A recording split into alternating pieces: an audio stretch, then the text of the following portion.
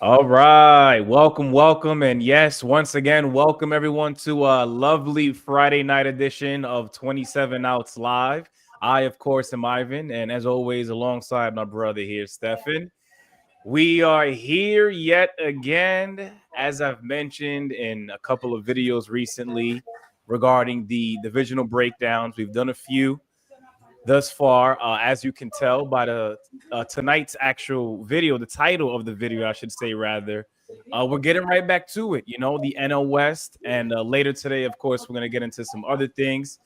Really quick, some quick shout outs, of course, to all of you guys. Shout out to everybody rocking with us on the YouTube shorts, on TikTok. We have been paying attention to everything. We may not get to you guys as quickly as you want us to, but just know that we are certainly paying attention on off days. That's for sure. Stefan, how are you feeling? And let's get this thing started, man. It feels good to be back. We took a few days off, but here we are yet again. I'm feeling good, man. I'm feeling good.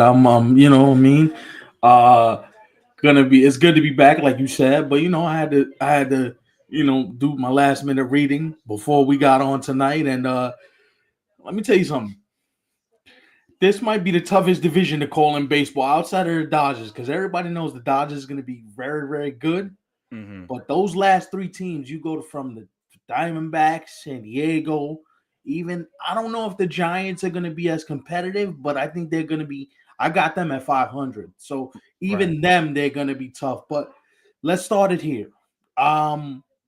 We all know this division runs through one team, right? It Yeah. runs through one team. The Dodgers are the shoe-ins to win this division. The Dodgers are the shoe-ins to win the World Series, as far as I'm concerned. Mm-hmm. Um, but I will tell you, the volatility of injury is what I'm watching with this team, because you can be deep as hell, but if the injury bug wants to bite you, he'll bite you. So the one concern I have with the Dodgers is, as good as they are, what does the health look like when we get to, July, August, September? You know what I'm saying? Because if they're healthy, they're the best team in baseball. Not even the National League, but in baseball. Right. Same And here. And I'm glad you said two things just a few seconds ago. You said they're the clear cut favorite to not only win this division, but I'm gonna go ahead and throw my 2 cents in as well and say that I've also got them as the favorite to represent the National League in the World Series. I think we've spoken about them, quite a few times here on the show. Mhm. And I think tonight we're gonna focus more on the other teams because listen, man, the Dodgers are the Dodgers, right? Yeah, Most people probably have them finishing somewhere along the same lines as we do. right. And if you don't, well, I hope you have a great point to prove otherwise because as Stefan mentioned, I think injuries are really the only thing that you have to worry about. Not only if you're the Dodgers, but if you're a Dodgers fan as well. Yeah, and I think injuries are the only thing that stops this juggernaut. I really do. I think they're the best team in baseball. I don't think it's relatively close. All right. I'd like to say that Arizona may give them a run for the money, because I like Arizona's pitching the best out of everybody in the division outside of the Dodgers. But the thing about the Dodgers is, you wonder, because they got one championship. You wonder when the complacency sets in. Well, we were there last year, and we don't really have to go that hard because we was just there last year. You know what I'm saying? So I wonder what it's like to start the season. World Series hangover. You got to fly to Japan, play 2 regular season games, fly back to the States, play 3 more spring training games, and then get ready to start the season a week from 2 weeks from Thursday. Yeah, I'm not a big fan of that. I know that's how it is, and we just have to deal with it. Right. But I kind of feel like it's unfair. Now, I'm not against them having the game over there in Tokyo. Like, go ahead, have it. But I just don't like the fact that those two games are going to count as regular season games. Then you're coming right back to play games that are not meaningful. To then just a few days later jump right back into a whole lot of this counts, that doesn't count, but it is what it is. Whole lot of stops and starts is what it feels like. It feels like we about to start something, then we got to stop, but then we got to start again. Yeah. That's why this doesn't make much sense to me, but I get why you're doing it.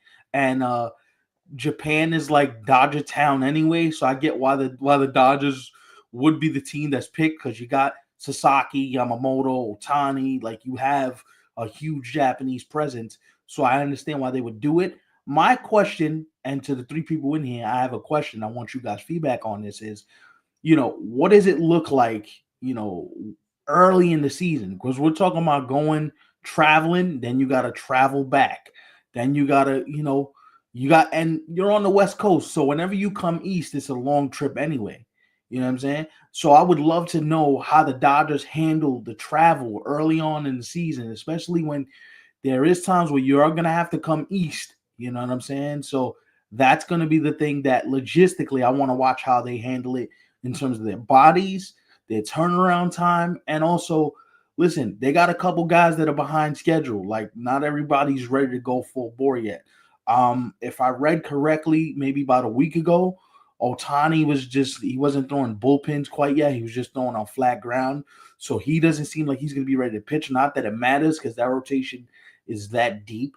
What I would say is, I wonder when it comes to Otani, and I know we're not there yet because I know we're going to see him at least give it another shot or two, or maybe even more than that, right? right. But with the amount of time that he has left on that deal, I wonder if we are finally getting closer to the point where he may have to pick between the two, and that's pitching or hitting. Now, I certainly think Dave Roberts and the Dodgers are going to see if they could still get the two-way player that the Angels certainly enjoyed, because the Dodgers haven't been able to say the same for themselves yet, despite But he winning a gave them World Series. 50-50. So you That's know what I'm what? saying. The two-way player shit is nice, but if you're gonna give me 50-50 on the years you don't pitch, you know what? And you know what? If I'm him, just decide to hit. It's easier. Yeah. It's easier. And you may say, well, they're not getting a true bang for their buck for $700 million. My answer would be, he already made you that money back. You're going to Japan. You won the World Series. You got great international revenue. If you were to make the argument, he already made you the money back. So the rest of it is, how do you choose to handle him going forward, and how do you choose to handle the rest of the roster going forward? Because if we're being honest, they don't need Shohei Ohtani to pitch. I was just going to say that the way they've been able to put their roster together, it doesn't matter if Shohei Ohtani ever pitches again, to be honest. Right. And I would make the case that they put this roster together this way because eventually they don't see him pitching ever again. And we can sit here and debate whether that's even this year, right? Do you even want to risk him pitching ever again, knowing that there's a good chance he might get hurt? There's a good chance we might have to, do this again down the road. At that point, your bat's way too valuable to be out of games, which is my theory is this. Let him get his 4 bats off, but make him the closer in the 9th inning. You'd have the best closer in the game. Right. That would be a great idea, too, to convert him into a reliever instead of having to bring him back as a starter. Yeah, and honestly, it's about preserving the two-way integrity, right? Yeah. So, like, if you want to preserve the two-way integrity, my point would be you might be better off just making him a reliever and letting him hit 45, 50 home runs a season. Because now he don't have to worry about getting through a lineup 2 or 3 times. Now you don't have to worry about, him potentially blowing out his elbow because he's giving max effort on every pitch. Where it's like, now you can just worry about getting 3 guys out in the 9th inning. Or what I would do is I would make him the ultimate fireman, where the game might be on the line in the 7th inning. The game might be on the line in the 8th inning. It might not even be the 9th inning. It might be a point in the game where the game is on the line. Yo, tell Shohei to start getting up in the 6th, just to get his body right to pitch, God forbid, whether it's in the 8th, wherever the spot is that you need him to be ready to pitch in the game, that's what you might have to do, because he's way too valuable. And somebody say, well, what happens with the at-bat? Well, you might have to forego the at-bats, because what do you want to do? Run in from the bullpen, take the at-bat, and then run back? What is this, Little League? As crazy as that sounds, I think that's what most baseball fans expect out of Ohtani. I mean, at that point, I don't doubt it. I don't doubt it. But The other thing I wanted to say too, because like you said, and we are going to get into the Diamondbacks in just a bit. But in this division, outside of the Dodgers, the Arizona Diamondbacks, I think if all works out in their favor, they have a hell of a rotation. But I want to say this though, because I think it's safe to say that the Seattle Mariners, have that at least for now. But I think if we lived in a perfect world, I think a rotation that features Blake Snell, Tyler Glass now, Yamamoto, Roki Sasaki. I just, again, like I said, if all turned out to be well for the Dodgers in this case, I really think they would have the best rotation in baseball. But because that's not how the world works and that's not how the game is played, I could certainly see them not being the team that has the best rotation, but they're so damn good that they don't even care about that. Nor do they need these guys to be that good. The sick part is, you can literally, this is not even a joke. You can literally go, all right, pick a hat, 1 through 5. Who wants to start this go round? Just put their names inside of a hat. That shit is crazy, bro. I might pull out a Snell. I might pull out a Yamamoto. I might pull out a Sasaki. You know what I mean? Yeah, so it's that's like trouble. It doesn't really matter who you even throw. Listen, because Dustin, think about this. Think about how sick this sounds. Blake Snell is like, you can make the argument Blake Snell is like the 3rd best pitcher on the team. Like, I was sitting there thinking about that this morning, like, yo, holy shit, bro. Like, you went from being the guy that the Giants paid and, San Diego, you was the ace of their staff. You walk into this Dodgers clubhouse, like, you're like, bro, I'm not even in the top 3 of my own rotate. That's fucking insane. You know what's bro? crazy? Speaking of Blake Snell, this is his 3rd team now in a row playing in the National League West. As you mentioned, it was the Padres a couple seasons ago, Giants last season with the Giants, and now the Dodgers. Yo, that's insane, bro. To know that you're not even, I'm not gonna say he's not needed because that would be unfair, but holy shit, that's just the thought of that is frightening alone. And like when people say, "Oh well, they still got to go out there and play the games," I get it, but let's not act like they don't have an embarrassment of riches. Right. And they won it all with less last season. Listen, having more doesn't necessarily mean that you are going to be a better team. And I think the Padres, since, not having guys like Josh Hader and Juan Soto, they've been able to still remain afloat, especially in a division as tough as that one. Yeah. But they even have lost, a couple of guys, even I would say more in addition to what they've already lost over the past couple of years. And the reason why I mention them is because I obviously want to get into them as the second team. Because I don't know if this might surprise some of you guys, folks, but I have the Padres, and I'm not saying they're gonna be terrible, but I certainly have them taking a step back. I think they've lost some key players. I know one to begin with. Joe Musgrove is out for the entire season, I believe. He underwent, I think it was Tommy John surgery late last year. You lost Tanner Scott. You lost Jerison Profar, who had a hell of a season, I would say. I think that was the best season of his career to this point. He went to the Braves. So I wanna see how they're able to fight through those losses. Now, anytime you have guys like Michael King, Dylan Cease, Fernando Tatis, Manny Machado, you could still make it work, at least somehow. Right. But as we mentioned at the top of tonight's show, when it comes to this division, you've got some other teams in the division to worry about other than just the LA Dodgers. No, yeah. Listen, you went to the Padres, so let's go to the Padres next. They're good, but they've been better.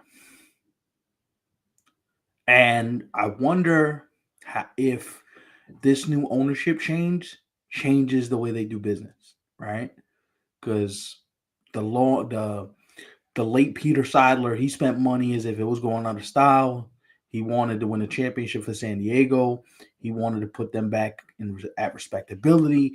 He wanted to do whatever he could to win a championship. And you got to commend a guy like that who also knows, listen, I'm sick. I might not have much time on this earth left. So whatever I got left, I want to make the most of it. And if it means pushing my beloved Padres past the point of being able to sustain it, that's what I'm going to do. My question would be as simple as this, right? Does the new owner, his brother, have the same appetite to spend at that level, knowing that we may not be, this is not sustainable, right? So while they're gonna lose some pieces, right?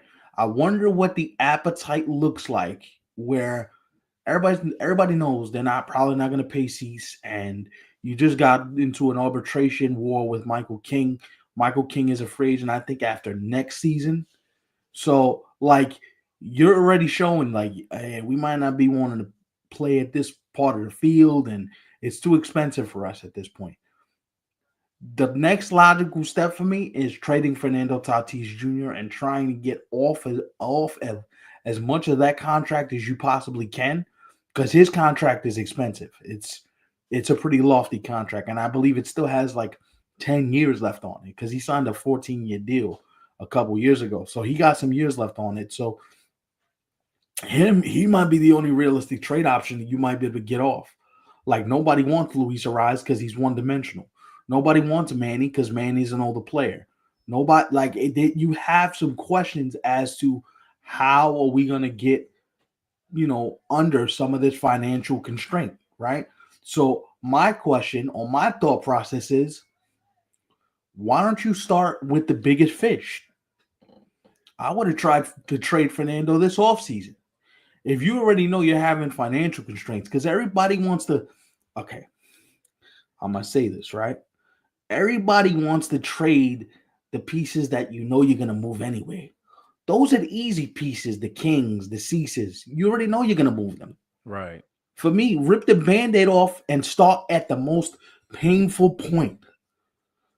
Like, nobody ever does it, but that's what makes the most sense, right? Like, it makes no sense for you to keep this team together knowing financially you may not be able to afford it for the long term. So who's the most compelling asset from a position player standpoint? I can make the argument it's Fernando Tatis Jr., and it's not relatively close. Yeah. Right? So when people say, oh, why would you even think about doing that? Why I think about doing that is because it's not working with the crop of guys that you have. It's not only that it's not working, it's if you're under such a financial burden where you want to get off of it, he might be the contract that you trade because he's still young enough where whoever trades from him is going to get value at least for the next maybe 6, 7, 8 seasons. This is about trying to put yourself in position to win past Tatis's contract expiring, to win past the Manny Machado years. Now, I'm not saying that they do it, but if anybody has the stomach to do it, it's AJ Preller. We've seen this guy make crazy trades out of nowhere. Like, I wonder if he's able to convince Fernando, listen, ownership got my hands tied behind my back. I can't really do anything. Give me a list of 5 teams you want to go to that ever can really afford to do it. And let's see if we can rebuild this thing, because the Dodgers aren't going anywhere. All right. You don't pay Corbin Burns that the Diamondbacks played Corbin Burns to just be a one-hit wonder. Corbin Carroll's locked up there for a number of years. All right. Arizona's going to have this team together. Now, the same thing could apply to them because, you got a bunch of guys on the pitching side that are free agents. Zach Gallen's a free agent at the end of the year. Like I don't see him going nowhere, dude. I think they're really gonna want to give it a shot, being able to say as the only team who has both Corbin Burns and Zach Gallen. Let's see how far we could go having these two at the top of the rotation. I can almost guarantee you he's not going back to Arizona next year. No, I'm not saying that he won't go anywhere else, of course. And I'm sure he'd be able to get more than what Arizona could probably offer him. Right. But I think if you just of where Arizona is at right now, right? Mm-hmm. A healthy Arizona team, if you're able to keep a majority, if not all of these guys together for the entirety of the upcoming season, I think it could work well for them. And that's what they're banking on, right? They're banking on everybody being healthy, right? But like, back to the Padres. The Padres are going to be a good team, but they're not going to be great. No, right. I They, don't think they're going to be a they, great team. I can see them finishing in maybe third. Yeah, Maybe third. I've got the Dodgers finishing, well, winning, of course. Second, I've got Arizona Mhm. bouncing back, having a hell of a year, and I've got the Padres Finishing slightly third. above the Giants. Yeah. Mhm. And listen, here's the reality of it. The reality of it is, as much as I like San Diego's team, like you got a lot of players that you're gonna be there past their primes. Xander's gonna be here. Xander has another 8 years left on his deal, I believe. Manny just re-signed his deal. You know what I Right. mean? So My issue with the Padres too is that they've lost a lot compared to other teams in the same division who this have is a great gained. this is a great comment. This is a great comment. Yeah, because This is a great Jerrison comment. Profar didn't cost that much. By the way, Snow, you new in here, brother? You new in here? Have It's we tough to seen tell these days, man, have because we no, but have we seen this name before? That's what I'm asking. Is he that's new what I'm in saying. here? I wanna say no, but I've said that before, and it's been people who have been here, and maybe it hasn't been, it's been some time since they were Don't last here. don't mind this, man. Don't mind this. We just got so many people that coming out of these shows now. It's like the moment you see a name that's foreign to you, like, are you new in here? Okay. Welcome. Nice, appreciate it. Nice to have you on board, bro. So Thank you you hit for actually stopping by. appreciate that. Did you hit the subscribe button? Because if you did, we gotta show you some love, man. Hold on, I gotta get the celebration ready, man. If he hit the sub button early Also, on us, too, what I do want to ask you as well, Snow, he did who's your subscribe. oh nice, all right. You getting one of these then? You I getting one of also want to these? ask you, who's your favorite team? Yeah, so thank you. That's a question that we like to ask everyone when they stop by. Not to stop by, but when you're doing what you're doing right now, Snow, engaging, talking to us through the chat. We like to make sure that we know who. Yeah, who's your favorite team? You Who know. do you root for? Who do you root for? But yeah, back to he said the White Sox, unfortunately. Oh, that's right. I was talking to Snow a couple days ago because we were talking about the Mariners, and he follows the Mariners very closely. So Okay. yeah, I remember you, brother. I remember you. Now that it's coming back to me, he said the White Sox. Okay, cool. By the way, Snow, I know you're here tonight, so again, thank you for that. But whenever you have some time, we did actually break down the AO Central. So I don't know if you have interest in that, but if you do, go ahead and check it out. What I would say is we ain't talk much about your beloved White Sox, brother. All we did say is Jerry Reinsdorf needs to sell the hell out your franchise. Because I think it needs to start and stop there. Now, listen, he said it best. He said it best when he says it's concerning when San Diego didn't sign Profar to come back. Right. That if you're a Padre fan, you're kind of looking at it like, yo, this guy had the best season of his career. He signed for $1 million. You couldn't pony up an additional, 10 to $15 million to bring that guy back. And the thing that about Profar that you love as a baseball fan is he plays multiple positions. He could Right. play a little bit of second base, a little bit of left field, a little bit of right field. You know what I'm saying? So there's some about positional versatility that he brings that I don't think teams value much anymore, which is sad considering, and this is just the truth. Baseball, since we're so analytical now, you would think we would value positional versatility where you can move a guy from right to left to second to short to this to that. You know what I'm saying? Like you would think championship teams value that, and it seems like a lot of them don't. It seems like a lot of them don't, right? Like, because how is Jarrison Profar's market only 3 years at $42 million? I understand he had a great offensive season last year, but what he does defensively should be worth way more than what he was being paid. Right. I Because get your point. combine the two, you got a hell of a player. Mm-hmm. You know what I'm saying? It's not like he was just good offensively and defensively. He was average to below average. That's kind of. I think he could actually help out the Braves in a big way. I do too. And he's going to have a lot of people to help him in that lineup. That Braves lineup is deep too. Yeah. Yeah, for sure. So listen, I blame AJ Preller for at least going out and scoping out if there is there possibility for me to get better in the short term by putting Dylan Cease's name out there, by putting Michael King's name out there, by putting Luis Ariza's name out there. No, I don't blame him for doing it, but I don't blame him for saying, you know what, let's stand pat.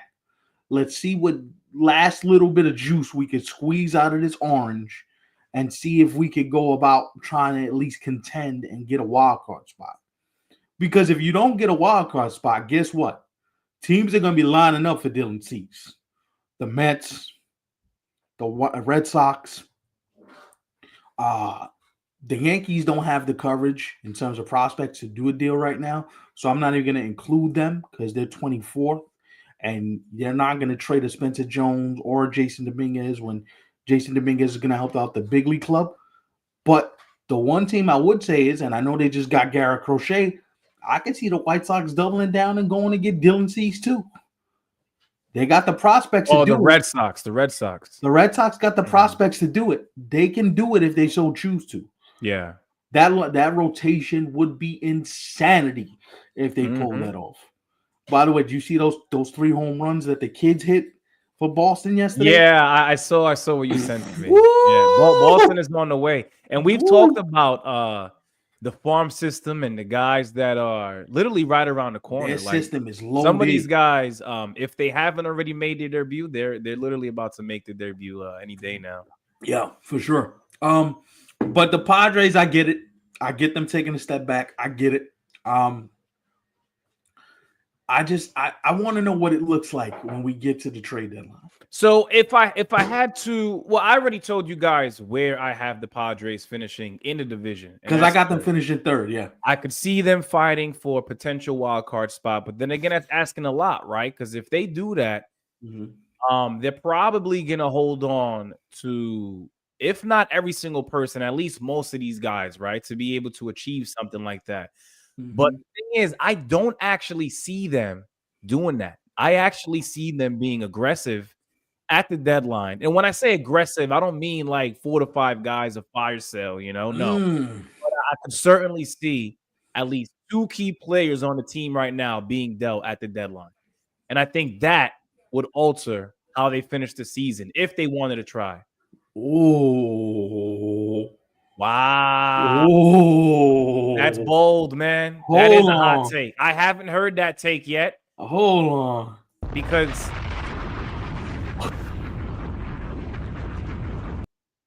now that you said that, Snow, just to kind of, bring it back to the Red Sox, as you mentioned there, Stefan and I have the Red Sox contending for a wild card spot with the way the team looks right now. I haven't heard anyone say this. So, that's why I said not only is it bold, but I think it's certainly something that is intriguing. But not only is it bold, but it's palatable, man. Why is it? Listen, look. If these kids come up and are as good as we think they can be, you know what I mean? Why not? And if I'm Boston, 2 things need to happen. One, you got to make sure that you can get Garrett Crochet locked up long term. For those that are not keeping track of this is a very important sidebar that I'm about to tell, and then we're going to go back to the West. You have to opening day to sign him to an extension. If you don't, he said he's stopping all extension talks. Oh, he did say that. Wow. He's not taking it into the season. So if you don't get it done by the time they leave Fort Myers, he's going to stop negotiating talks on opening day. What is he looking for? Has he said or? So let's put it to you this way. How old is he? 25, 26 years old? Let's see. About. Right? Crochet's 25, yeah. So if I had to guess, he's looking for Corbin Burns, 6 years, 240, 6 years, anywhere between 6 and 8 years for 30 to 40 million a year. I think that's about right. So if I had to guess, anywhere from 210 to 260, you know what I'm saying? That would be my guess. And I can't I can't knock him. You know what I'm saying? I can't knock him when you see what these pitchers are being paid that don't have the requisite skill set to be able to do what he does. His stuff is electrifying. You know what's the amazing part too? Because you just talked about the trio that the Boston Red Sox have in the farm system. Isn't it crazy how they were able to still hold on to all of those guys and still land Crochet? It's but Bro. that's how you know their farm system was deep. Their farm system is deep, deep, deep. And so like I wonder, right? And this is the thing I'm wondering out loud. I wonder if the Orioles and Padres link up at some point during the season. Where the Padres will say, you know what, I come off of, some of those kids you got down there that you're not really that can't make the big leagues. You don't need 7 shortstops. So I come on. I actually think that's the only way the Orioles can be taken seriously is if they make a move like that.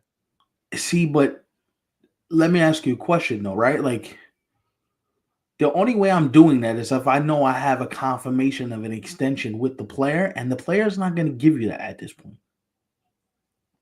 Yeah, and they just went through that. Right? So I don't think they're going to do that again, right? So my thing is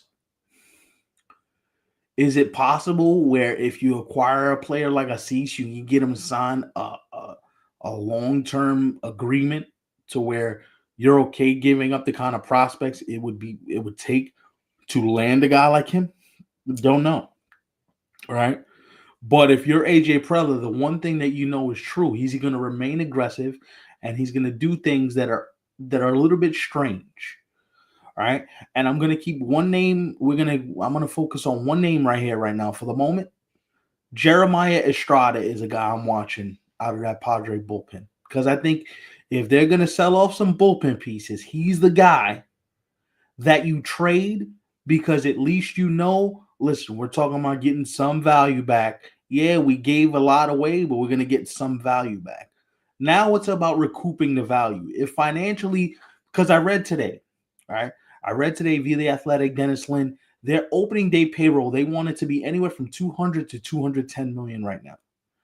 Right now, they're at 211. So they're basically there. Anywhere between 200 and 210 is where they'd like to sit. Right. Right? So the question then becomes is like, what are you comfortable doing? Like, what are you comfortable with? And I wonder if at the deadline, if they're in third, and this is why again, remember we talk about how trade deadlines are going to look different because even if you're in the third wild card spot, do you want to give up on the season when you can snag a wild card spot, get hot, and you never know what may happen, right? Right. And we've seen some teams, Mets last season, the Arizona Diamondbacks a couple years ago. We've seen some teams take advantage of where they are at, and they weren't in necessarily great standing at the time of the deadline. But like you said, they know that they had a shot. They know that if they made a couple of moves, they could be in it within the next 2 months. And we've seen it happen. Yeah, so I wonder what the calculus is, right? Now, Snow brings up a great point here with that farm system. With the farm system, if they're competitive, they can grab a bat piece to steal the division late, especially if the Orioles season stuff. That's a great point. However, this would be my only pushback. The Tampa Bay Rays, to me, are the second best team in the American League East. And Really? with I don't this, have him there yet, bro. To second team?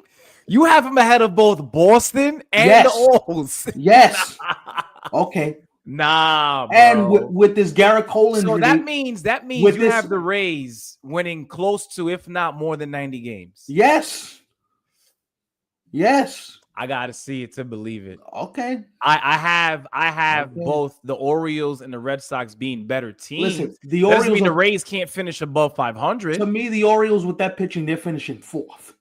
Get the Fourth. Orioles out of here. Get them out of here. I don't want to hear nothing Okay. about the Orioles until you get some pitching. Right, right. Right? The Red Sox, I'll give you, but they ain't better than Tampa. At least not right now. Damn, the Tampa thing. I just don't believe in them. I don't. Now, if they were to do it, would it be one of those things where it's like, oh my gosh, I can't believe the Rays did it yet again? No, because we've seen them do this time and time again, where they're The bad, Rays are good, man. then they're good. They're The bad, Rays. then they're good again. I told you guys I told you. It should be. It should be. Yeah, you know what? It might be. It.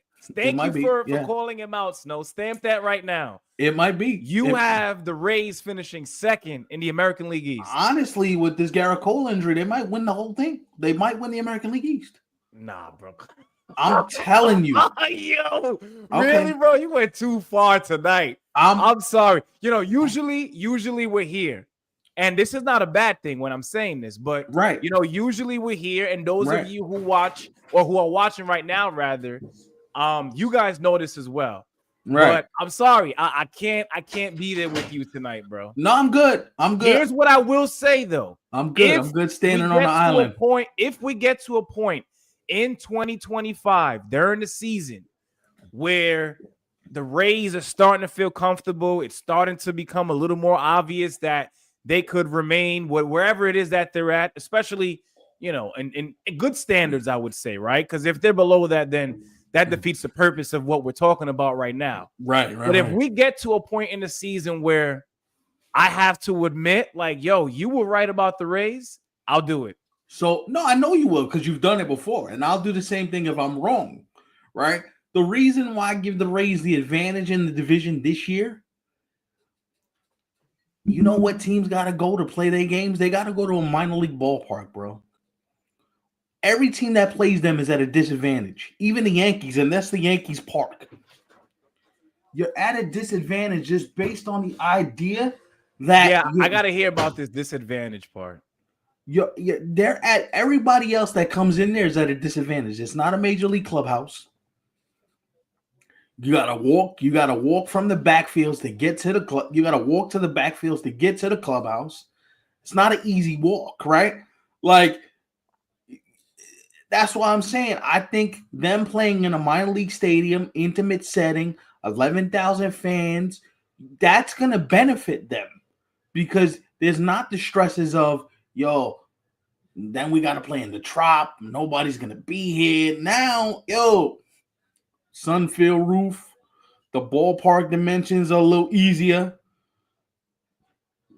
Tampa's going to surprise you. I'm telling you, I said it at the trade deadline last year. The Rays had the best trade deadline of anybody in the big leagues last year. I said that multiple times. Yes, I remember. This guy Curtis Mead right now for the Rays is hitting like 500 in spring training. Junior Camargo might be the rookie of the year in the American League. Right? Like, I hear what everybody's saying with slow down on the Rays, slow down on the Rays, slow down on the Rays, but nah. Why? If we're gonna sit here and have a conversation about, all right, you know what I'm going to say? The Rays and the Diamondbacks are neck and neck for me. Okay. They're neck and neck for me because I think the Rays got the pitching just like Arizona does to bring it back to the West, where 5-game series, short series, you got to face Corbin Burns twice. You might lose. I'm not saying Dodgers are impervious to losing. Now, do I got them going all the way? Yeah. But in a short series I got to face Corbin Burns twice. I got to get Zach Gallen once. No. Who's to say that you can't get beat? So you think teams in the American League are probably going to have that same feeling when they go up against the Rays? Yeah, you got to go. If the Rays make the playoffs. Like, you got to. Or you have them in there. No ifs, ands, or buts. It sounds the Rays are making the playoffs. The Rays are better than the Jays and the Orioles right now. Right now. The only two teams that I got a question mark about are the Red Sox and the Yankees. And even they're closer than the Yankees than the Yankee fans would like to admit. They're closer to the Yankees than, you know, it's crazy because not only do I disagree, but on the flip side, I'm so excited to see how this pans out. Like, I want to see it happen. Or not happen, or if not, maybe just not work out for them. But you've got me like, I don't know what you did to me, but now I'm like suddenly interested in what the Rays are gonna do this So season. so I'll say some crazy shit, right? Like we've been here before, right? I'll say something crazy, and you look at me with the buggy whip They're eyes. probably thinking like, "Oh, you didn't say that Rays thing as the crazy thing." No, but like no, you see me say crazier shit than this. I know, but You speaking know what from I'm like the saying? viewer No, perspective, no, no, like no, I no, know no. you. The craziest thing I'll say about this season is I can see the Diamondbacks in the championship series. Well, I And could that, also see that too. Yeah, but that's with the Mets and all the moves that they made, and yeah. Atlanta and Philly and the Diamondbacks. To me, if they're healthy, they got the best. They got the second best pitching staff in the National League behind the Dodgers. Because you throwing Corbin Burns at me, you're throwing Eflin at me, you're throwing the kid Zach Pruitt at me. Gallen, Yeah, Pruitt, yeah, You got they got pitching. yeah. Right. So the reason Especially if they get bounce back seasons, and listen, if they get from and the both, offense ain't bad. no, it's not. If they could somehow get bounce back seasons, just strictly focusing on the pitching for now, if they could somehow get bounce back seasons from Eduardo Rodriguez and Ooh, Merrill Kelly, you that would got be huge. Now, yeah. one alone is a bonus because we already know what Corbin Burns and Zach Gallen are going to both do for them. But you add one other guy into the mix. If your rotation is 3 deep and it's 3 deep with a Merrill Kelly or Erod giving you 3 deep, and it could possibly be 4 deep, then the whole equation changes. Because I think the only team in baseball that has 4 starters that can match with them like that is the Dodgers. I don't think there's I don't think there's another team in the big leagues, and you guys could correct us if you think we're wrong in the comments. That's why it's there. I think Arizona and the Dodgers might have the two deepest rotations in the sport. We haven't mentioned this yet, but let me say this first because we're about 40 minutes in and I haven't said it yet. Make sure you guys follow us on Instagram, TikTok. Shout out TikTok family and sure. Twitter. Everything is at 27 out 3T. Sure. And if you're new here, make sure you guys hit that like. Definitely join us in the chat and subscribe if you haven't already done so. Speaking of Arizona, the one guy who we haven't mentioned, who I actually like this move after Christian Walker went to the Astros. Josh Naylor. Arizona traded for Josh Naylor. I like that. Now, I didn't like it so much for the Guardians, and I said that when we spoke about them. At the time, yeah. But since we're talking about the West, we're talking about the Diamondbacks, I like that a lot. In addition to Corbin Burns, yeah. I do too, yeah. And I think their lineup's going to be just as good, because I think here's the reality of it. Cartel Marte, you already know what he is. That guy is a machine. Hell of a player. They locked up their shortstop. I think his last name is Guillermo. They gave him a 5-year deal. They like him a lot, right? My question is Gavin Moreno going to be able to stay healthy at the catcher position? Because he's already dealt with some concussions, and what is his overall health looking like? The shortstop is Geraldo Perdomo. Perdomo, that's his name, Perdomo. Yeah. So, like, Arizona got a team, like, what type of seasons are we going to get from Corbin Carroll? What are you going to get from Blaze Alexander, right? These young players, you have to see them take that next step because Gabby Moreno, the catcher, he's a very important part of everything they're trying to do. He has to stay on the field. He has to stay healthy, where even if he hits somewhere between 240 and 260, you take it because of everything he has to do from behind the plate. Right. Like, his job is so imperative because now you're not talking about an average pitching staff. You're talking about massaging perhaps the second best pitching staff in the National League through a lot of these games, right? Like, it's going to be tough. And you know who I feel bad for in all of this? You know who I feel really, really bad for in all of this? Like, I feel like we always overlook them. And quite frankly, a lot of the times it's their fault. But if, like, you're Colorado, you're coming to the ballpark like, yo, we're losing like literally 100 games a season for the next 6 years. Yeah.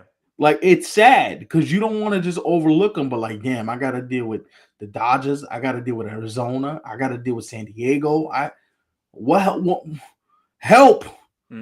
What am I going to do? Like, you feel bad for the Rockies because it's like, yo, dog, what am I going to do? Right. But then again, Stefan, and you've said this before, like there's a few teams or a few owners rather in Major League Baseball right now who own teams Yeah, that you've said, quite frankly, they shouldn't really be the owners of those teams, right? And they I should agree with sell. you. Yeah, I he's kind one of of feel them. like the Colorado Rockies are on that list. Dick Manafort's on that list. Dick Manafort's net worth is $700 million. His net worth, Juan Soto's entire contract is more than this guy's net worth. That's wild, dude.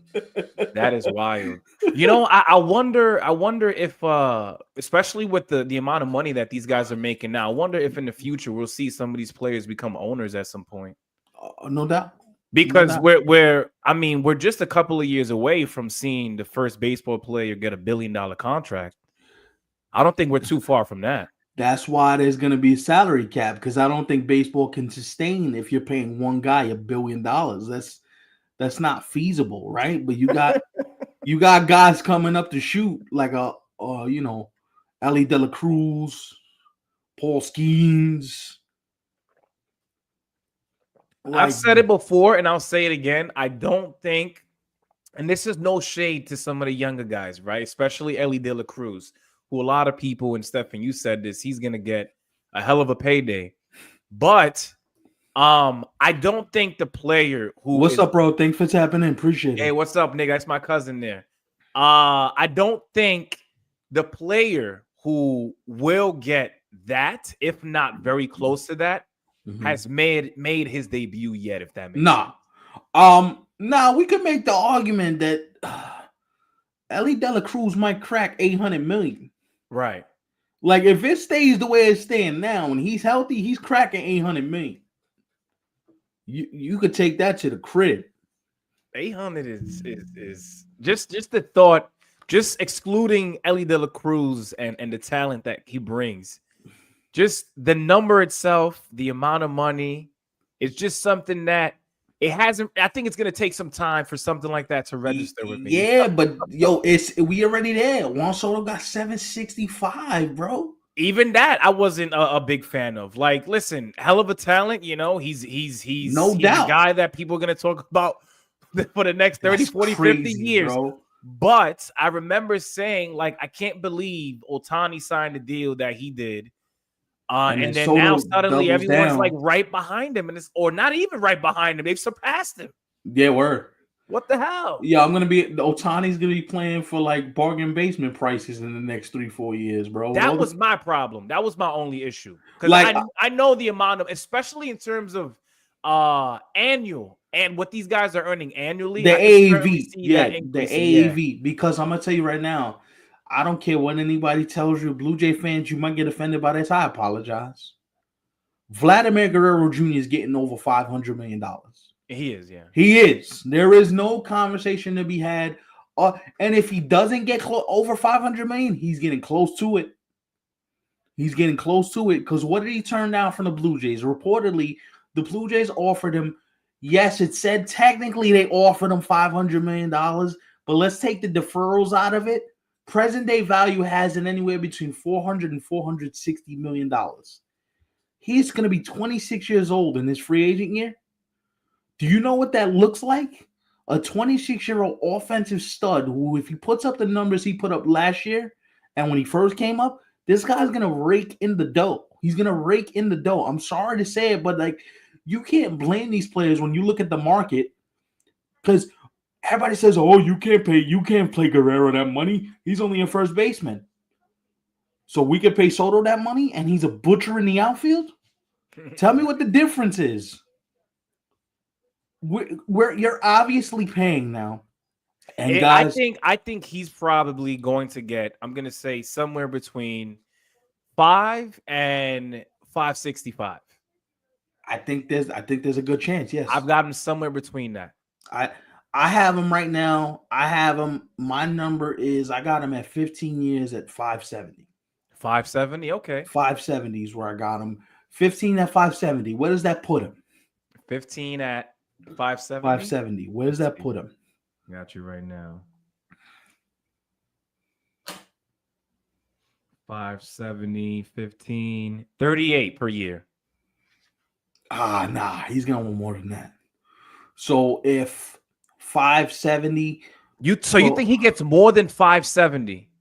No, he's gonna get 570, but he's gonna get it over a shorter time. Oh, okay, So gotcha, if I gotcha. had to guess, I would say he gets 570 for about 12, 13 years because he wants to be close to that 46 number, right? Right. I think So it's going to be more than a 10-year deal for if sure. 46 is the number we're aiming for, at least past it, if he's looking to get anywhere between 48 and 50, probably get on a 12, 13-year deal for about anywhere between 560 and 580. So You know what's crazy?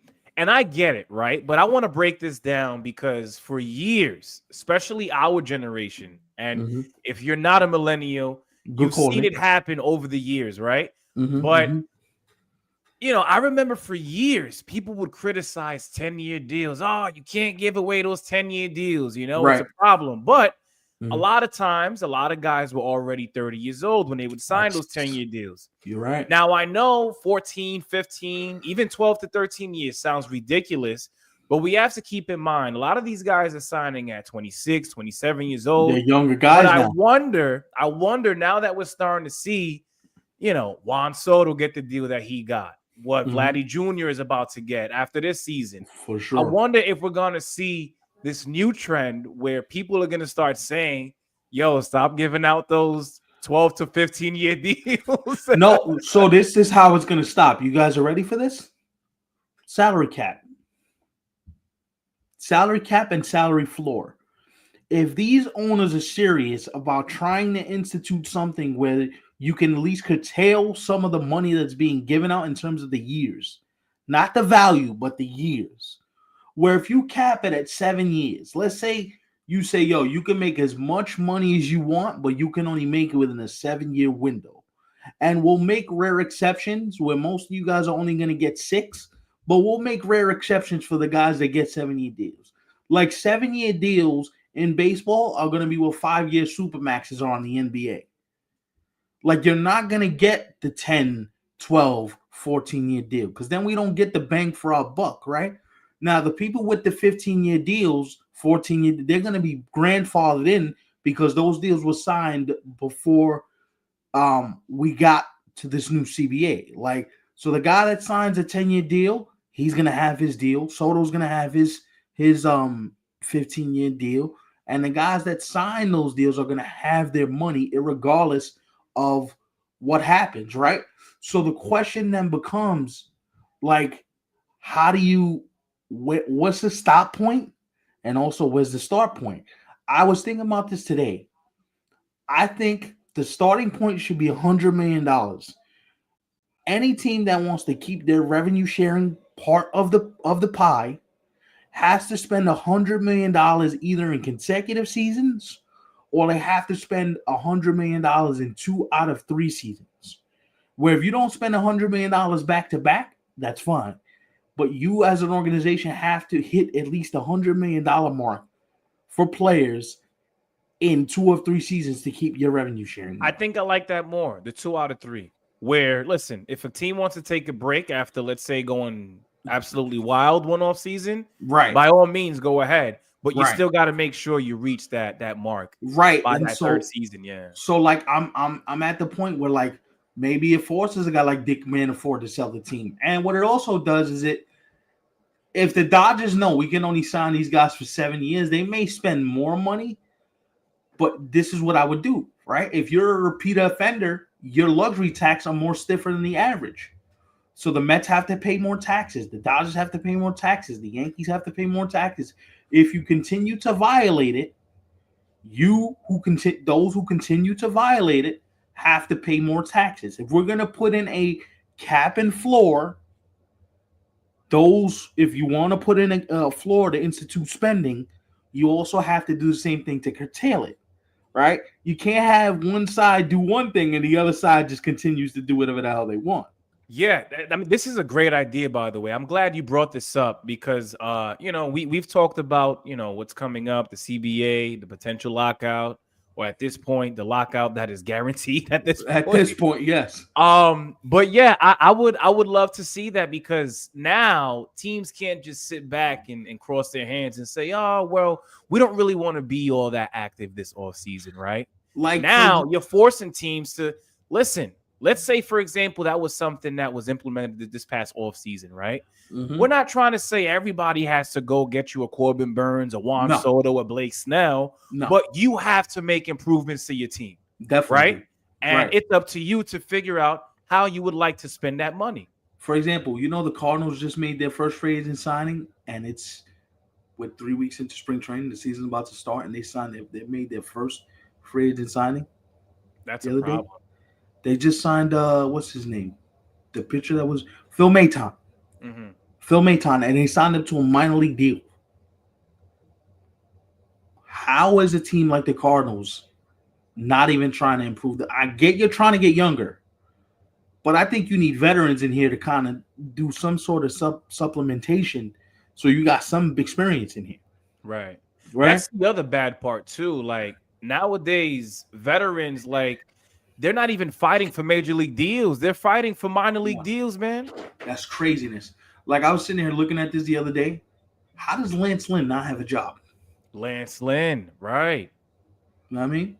TD, what's going on, man? Shit, know what I mean? First of all, I want to start by asking you, where the hell have you been?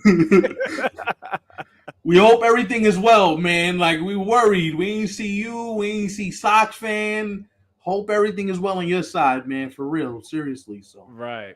We get worried. See, this is what I'm saying, guys. If you guys are on any social media, oh, this guy big balling. He's out the country. Out of the country. Where'd you go, man? I was going there too, bro. I was going to say, you can't just share that and not tell us where you came from. Damn, he was out the country. Where'd you go, bro? 3 weeks? Listen, man, that's different. Shit. Most people take, a week here, week and a half. This guy said he was out the country. You making us feel real poor right now, bro. Nah, but TD, on a serious note, bro. Greece and Italy. Wow. Woo! That's dope. Shout out to TD. Oh shit, bro. For real. To the 9 people in here, throw them 9s up, man. Throw them 9s up. Throw the 9 up real quick. Subscribe if you're new here. Make sure you hit that thumbs up button if you haven't already done so yet. Word. Oh, even that's for cool though, man. Like the fact that I thought it was for vacation purposes, but still to be able to say that he was out the country. Word. Yeah, even if it's for work, man. Like that's a big deal. Man was touring. Yeah, for 3 weeks. I think he was. That's how you know he's back, bro. That's how you know he's back. Because that's one of those things. If you know, that's you an know inside that. joke. If you get it, you get it. Know what I mean? Nah. So this whole thing is gonna be compelling because also too, like, let's credit the Arizona Diamondbacks for saying, fuck it, chips to the middle of the table. We giving Corbin Burns this money. We signing him. We want him to be a part of our future. Because here's the other element to this, and it's super important. The Diamondbacks don't know their television home right now. They're still trying to figure out, this Major League Baseball is broadcasting the Diamondbacks games. So they don't have a real television outlet. And when you play in a market like Arizona, you need the television market to offset some of those costs. Mm-hmm. Right? That's going to be the thing that I would say is a thing that is going to be interesting for the Diamondbacks because while it's commendable they keep going, right? How are you going to continue to supplement this moving forward? Mm-hmm. Right. That's the interesting part of all this. It's not so much that they can't spend the money; they don't have the money to spend. You know what I'm saying? It's a little different, right? When you're a team like Arizona. I'm going to answer this question. Right? TD. So before you answer, Stefan, let me paint the picture real quick.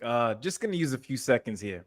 So TD, again, thank you for stopping by as always. But so you missed it, man, because not only did Stefan have me on the edge of my seat, nobody really said much in regards to what he was saying in the chat, other than, I guess agreeing with him to a certain extent. But Stefan, yes, our fellow friend here is very high on those Tampa Bay Rays. Yes. TD, I don't know if you are as well, but Stefan, I don't know if you want to go ahead and share with TD what it is that you said, No, but so I said I got the Rays are the second best team in the American League East, and depending on how the Yankees respond to this Cole injury, they might win the whole thing. They might win the American League East. That Rays team is good, man. Sleep on them if you want to. I'm trying to tell you. Tell you. I want to make this very clear. I'm not sleeping on the Rays, right? Because it wouldn't surprise me. They're an organization that I think they know, and I will always say this time and time again.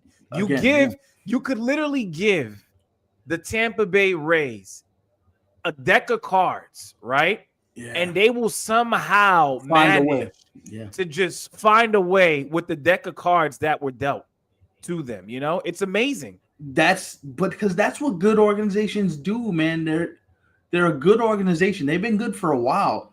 That whole front office, they this is what they do, right? So when everybody says, I don't see you with the Rays, they're the definition of makeshift. Their bullpen every year is makeshift.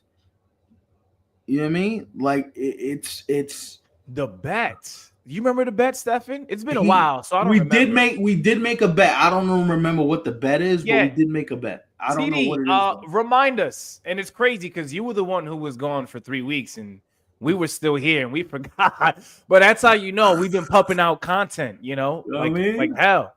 But what was the bet exactly? They get shit done. That's the great point by your cousin Nick. They get shit done. They do, yeah. Yeah. I mean, you could sit there and listen. Is it always going to be perfect with them? No. Right? Because you're in a market. By the way, we're going to talk about the Rays because this whole stadium thing is fascinating. And I'm going to tell you something right now. I think the Rays are going to have to sell the team. Stu Sternberg is going to have to sell that team. But we're going to get to them in a sec, though. We actually didn't get into the Giants either. We're going to get to them, too. That's kind of like the last team for the most part. We're going to get to them, too. No disrespect to the Rockies, man, but even if you're a fan of those guys. If the bet is if the Rays. All right. Oh, yes. Okay. Now it came back to me. Okay. Let's highlight this clip. You know what, TD? Hold on. Let me actually take a picture. My friend here, TD. He's gonna screenshot it. All right, we want proof, baby. That way I can't actually forget. We want proof out here. Because this is something that is definitely going to come up again at some point this season. For sure. As for the Giants, I like them, but I'm not as high on them as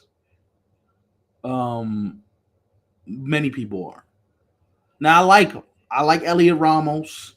I like the pitching staff. You still got Logan Webb, Robbie Ray's there. They brought in Justin Verlander for a year. I get it, right? But Willie Adames is going to be a different player in that yard. Right. I don't think he's going to be able to put up the same offensive numbers that he did in Milwaukee. Is Luis Matos going to give you the type of production where he's either going to be able to he said man's memory is immaculate. That's hysterical. You know what I mean? So like I like Luis Matos. I like Elliot Ramos. I like some of this team.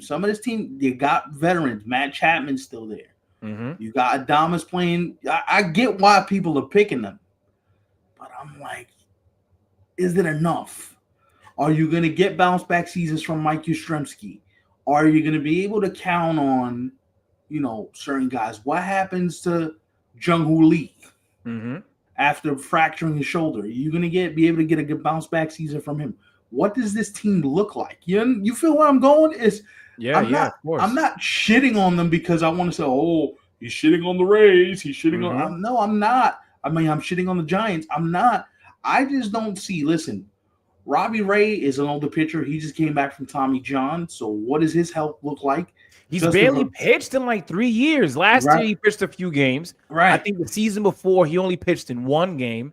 Right. So it's really been about 3 seasons since we last seen Robbie Ray be healthy. My question is like, Yeah, he has been. You're right. Like, all right, all right, all right, all right, all right, all right, all right, all right, all right, all right. Had to get the little Red Sox love in. I see that. No, but like, what do we get? Like, also the closer, what Duvall? Is he going to bounce back? He was bad last year. They had to send him to minor leagues. What are we getting out of that bullpen? What does it look like? Are you going to rely on Birdsong like you did last year? You're going to have to rely on a lot of those youngins that you did last year. It's a lot of question marks with the Giants. Uh, I like the Encarnacion kid, another kid that got power. Where is he playing? Lamont Wade, is he going to Right. stay healthy? Like, these are all questions you have. When you talk about the Giants, I feel like the upside to do something is there, but the question marks that remain are just too big, especially in this division with this group of teams. I don't know where I So have the Giants. I'm looking at where the Giants finished last season. They finished fourth. They won 80 games, right? And I'm sorry if this might bother some people, but I have the Giants finishing somewhere right around those lines, I would say, between 80 to 85 wins. I don't have them finishing more Mhm. than that because when you think of pitching, the Dodgers, better. Padres, Diamondbacks. better. Diamondbacks, better. Mhm. Lineups as well. All three of those teams also Better have deeper lineups. lineups. Mhm. So, you might be better yourselves, but are you going to be better enough to really make some noise? And I don't think they're there quite And yet. here's the other thing. Well, everybody says, well, they're going to lean on the veteran influences. You got Robbie Ray in the rotation. You got Verlander in the rotation. All that's true. But these teams have that same exact thing going for themselves, too. Right. Here's the other thing. San Francisco is where offenses go to die. Mm-hmm. So unless you plan to win every game 2-1, I I don't see where the Giants are even where we're even supposed to get the competitiveness And from. that's why I wasn't the biggest fan. So I liked the fact that they were aggressive enough to be able to pull that move and acquire Willie Adames. I like it from that standpoint. You had other teams involved, teams who Mhm. have way more money than you. Now Right. they obviously weren't willing to go to the extent that you had went You to, did. Right, right, but right. exactly for the reason that you said, Stefan, that Mhm. ballpark isn't really a ballpark where hitters go to mash unless you're Barry Bonds. And Yeah, but we it's saw been a what while happens. since Why he was mashing though. exactly. Yeah, But I think for that reason, he's gonna take a step back offensively. I I agree with think you. the offense is going to be a bit better now that you're able to add him, right? But I think they have just too many question marks. But if you Mhm. were to ask me, I do think that they are headed in somewhat of a right direction, I would So say. this is my thing, right? If you're Buster Posey, the fact that you stopped at Willie Adamas and you didn't keep going, that gave me a little bit of cause to pause. It's like, okay, you stopped at a point, and I get why you stopped because maybe ownership said we're not too comfortable with spending this type of money at this type of pace. I get that, right? If this is why this was your only big move, I understood it. But Also too, and I think you probably know about this too, and maybe some of you guys who are watching tonight, mhm. they didn't even pick up the phone to call Blake Snell. Like they just left that alone as it Yeah, was. he spoke to Susan Slusser, who writes for the San Francisco Chronicle, where he was talking about how my phone didn't even ring, and you would have think that they would have called me and Yeah. we would at least had some sort of conversation. But Blake his Snell had said, like, yo, I thought they liked me. sometimes it's not about like, sometimes it's about you may not be able to fit in then financial plans, right? Like sometimes it may just be yo. I did read in between the lines, and I read some comments coming from Giants fans. I think there was something that happened towards the end of that season where he missed the start that he really shouldn't have. So a lot of people probably thought that Blake Snell was just copping out, especially to just wrap up the 2024 season. And if you're a Hmm. San Francisco Giants fan, I Hmm. completely get it from that standpoint. So, but here's the deeper thing that's happening with this, right? According to something that I read in the Athletic by one of their beat writers, the Giants have been cutting costs even at the lower levels of the system. Like they're trying to save money because they're not they first of all, it's a little different when your ownership group is getting up in age and or it's always constantly evolving, right? So they've been talking about saving money. We want to go a different direction. We got things that we, want to save for it. We don't want to spend this level of money. I get all of that. That's all well and good. But the question is, at what point do you spend? You just gave Willie Adamas a lot of money, right? You tried to sign Burns. You tried to sign Judge a couple years ago. You were in on Otani to a degree, right? You damn it. You had Carlos Correa. You didn't like what the medical said, but he was a Giant for a half a second. So you've been trying to give away money. My point is, why stop though? If you've been trying to gun for this big freeze and then you got one fish and you're just gonna stop there. If you're gonna go, then go for it all the way. But the problem is, a lot of these teams view that luxury tax threshold as sort of like a soft cap to begin with. These teams are acting as if this constitutes as a cap, right? So we're already acting like that as it is. So what happens when you have to get to a certain level of point, right? This is why I think there's gonna be some sort of cap system where the salary floor and the salary cap are gonna have different levels and different trigger points to it, which is why I'm gonna say this. I know I'm repetitive, but we need to make sure we're prepared for this.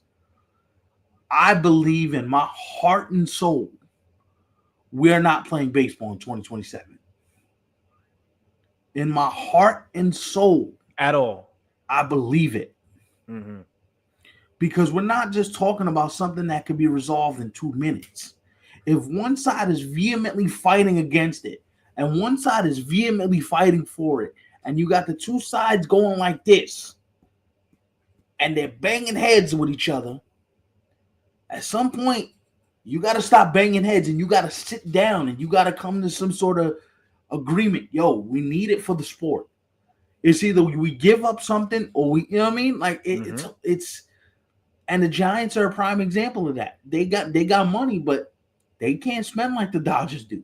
Yeah, they can't spend like the Mets do. It's not like they gave Willie Adames a crazy deal. What was it, like 7 years for like 180, something like that, right? Let me see. Mm-hmm.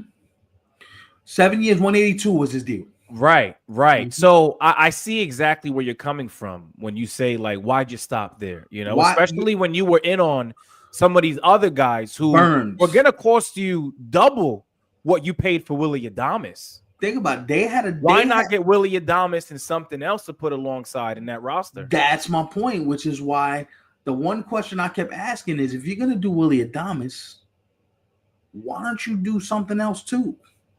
You gave Matt Chapman a lot of money. If you're going to do Chapman Adames, go push the pedal to the metal and finish it off. Put yourself in a conversation where the Dodgers now have to look at you and go, well, damn. You got to deal with them too? Them too? Not only just Arizona, not just the Padres. Now we got to deal with you guys. Well, damn. Now we got some competition. Yo, the Dodgers can't catch a break, though, man. 1 year it's the Padres. 1 year it's Arizona. 1 year it's the Giants. Like, it's always somebody that's literally right behind them in that division. See, but here they're so good, though, I don't even think it matters. Because right behind us might be 10 games back. This year, yeah, this year. Because I have the Dodgers winning like 103 games, 105 games, something like that.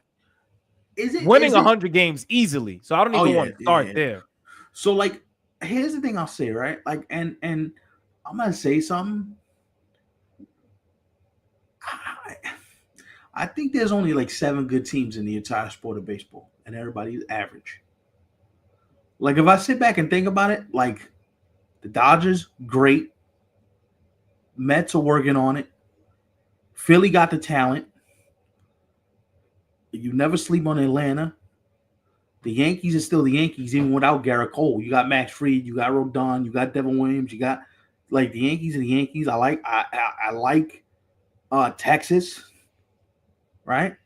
but there's only like 7 or 8 really good teams in baseball. The rest of them are average. Like, think Right. about it. Like, if you really sat there and thought about it, like the Orioles got major holes, can't pitch. The Padres, what are we doing? Like, seems like you're missing something. Like, both central divisions are hot garbage, Yeah. right? Both the American League West outside of Texas, maybe the Athletics, maybe Seattle doesn't hit enough. They're gonna pitch, they don't hit enough. Uh the Angels, please, please. Okay, it's nice what they did, but please. Um, Oh boy. tell me where I'm wrong. Tell me where you see. Well, No, you're not wrong, especially when we're talking about the teams where year in, year out, and yeah, you might have a hiccup over the course of a season or two, but these are the teams where they could quickly find themselves right back in the conversation in terms of being relevant, in terms of competing for a playoff spot.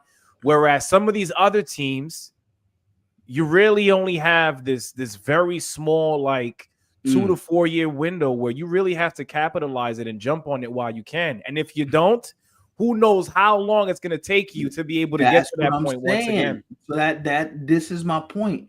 So it's like, yeah, listen, hold on, wait a minute. I like both of those teams, but I'm talking about standard bearers that year in, year out, you look at them and you go, they're gonna make the playoffs. Mm-hmm. Neither one of these teams, as much as high as I am on the Rays, there's no guarantee they make the playoffs. There's no guarantee they make the playoffs. The Boston, okay, let me stipulate it. Let me see what they do in free agency next year. Let me see what it looks like at certain points next year. Right. But you can make the argument there's only 7 to 8 really dominant teams in the sport, and the rest are just, some are good, but some are just average, right? So it's a very slippery slope for what we could see moving forward. And listen, whoever comes out of the American League, whether it's the Yankees, whether it's Texas, whoever comes out is getting smoked by the Dodgers in the World Series. Mm-hmm. Smoked like somebody that's been addicted to nicotine for 30 years. He was getting smoked. And I'm being nice. I don't really care who comes out of the American League. Am I wrong, bro? No. I've been saying it since the Dodgers won the World Series last year against the Yankees. Mm-hmm. Ever since then, I've been saying we're gonna be right back here in October of 2025. Right. And it's going to be a matter of who wants to meet the Dodgers there yet again. For real. So, TD, I got to give you credit because you were on the Rays bandwagon way before me. But you know what I did? I watched a couple of their spring training games. Like, not the whole game, but like I sat there and I said, let me look at this Rays team. They got a team, bro. They got pitching. And the thing is, their pitching is so unassuming. You're going Taj Bradley. You're going with a lot of guys that, you know what I mean? Like, you don't know them unless you're a baseball fan. Like, Tampa got a good team. You know what the thing is about the Rays, too, is because, like you said, Stephen, there's no guarantee that they'll turn out to be how you're expecting them to be, right? But even if they're somewhat close to that, right? You know what that means? They're going to be annoying for the other teams in that division, such as the Yankees, such as Pains Baltimore. in the asses. Yep. Yeah. Pains in the asses. They're going to make it difficult, even if they themselves are not involved. Yep. By the time we're in August, by the time we're in September, if they're okay, it's going to be tough when you're the Yankees, you're the Orioles, you're the Red Sox, you're the Blue Jays, and you look up and you got to face the Rays for a 3 or 4 game set. It's going to be like, oh, damn. And I got to deal with these that. pesky dudes yet again. Got to deal with that pitching. Woo! Right. Nah. Yeah. And TD, I got to give you credit because you've been on them from, watch out for Tampa. Watch out for Tampa. Watch out. You've been telling us, and we didn't, you know what I mean? So I give you that. But I just I look at them on paper and I'm like, yo, this Tampa team is good, man. They're good. And the thing about them is they're gonna catch the ball, right? They're gonna make all the plays. They're gonna because one thing about the Rays are always fundamentally sound. No matter what else is happening in the sport, they play the way they play, and that's the way they do things. I love They that. they catch the ball, they run the bases well, they don't commit errors, they're good in situational hitting, their bullpen is always locked down. Tampa, Tampa's gonna be a pain in the ass, yo.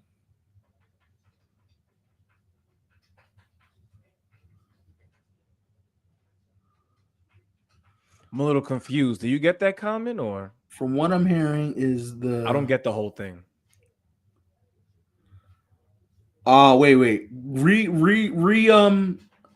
rewrite that because I'm kind of confused at what you were trying to say. Mm-hmm. No, but like I can see it being Mets Dodgers in the championship series. Oh, Ah, okay. okay. So while we're here, since he brought it up, 26. Yes, 26. No. It has to be 26 because that's when the CBA expires. You can't have a work stoppage when the CBA still has 1 year left, unless the players initiated themselves, which they're not going to do because that's losing money. My best guess. Yeah, TD, don't get it going sooner than it really has to, bro. Because Nah, yeah. I want to see My some baseball. my best guess is that the big market clubs are going to be pushing for the salary cap. Yankees.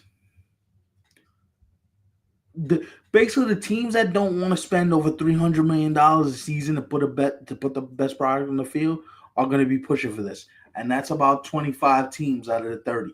Mm-hmm.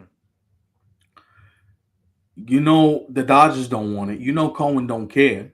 Right. Cap no cap, that don't mean shit. I'm spending money. I don't care what you talking about. Respectfully, take your cap and shove that up your you know where, because I'm richer than y'all.